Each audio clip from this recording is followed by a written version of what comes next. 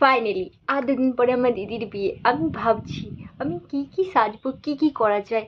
আমি ইনস্টাগ্রামে অনেক রিল বানাবো, অনেক। হলদিতে যে কি পরা যায়।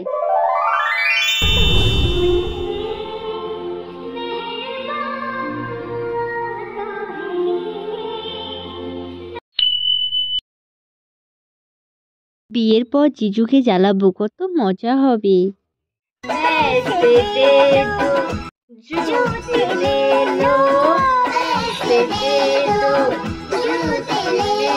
আর তারপরেই হবে ডান্স।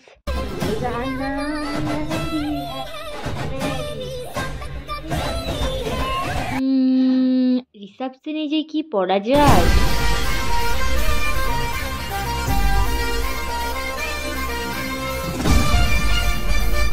ফাইনালি বিয়ের দিনে যা হয়।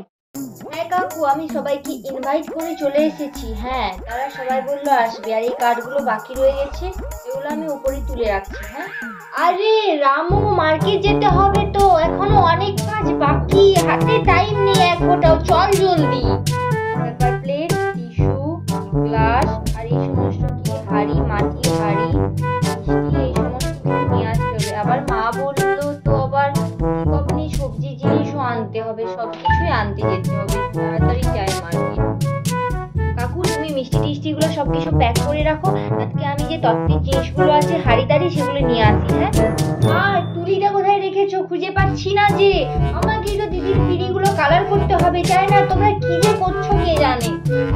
একটা সবজি, একটা জিনিসপত্র, সমস্ত কিছু নিয়ে চলে এসেছি। আমি কি ভেবেছিলাম। মোনা, হ্যাঁ হ্যাঁ যাচ্ছি, চলে এসেছি। আজকে বাড়ির সবাই কাজ করছে, তাতে আমি একটু ন্যাপ নিয়ে নিই, কারণ সারাদিন তো আমি কিছু খেতেও পাইনি। একটু বসিনি, অবশেষে আমিও একটু সাজাগুজার সময় পেলাম। মোনা, এই মোনা, কোথায় আছিস? কি হয়েছেটা কি? বরের বাড়ির লোক চলে এসেছে তো।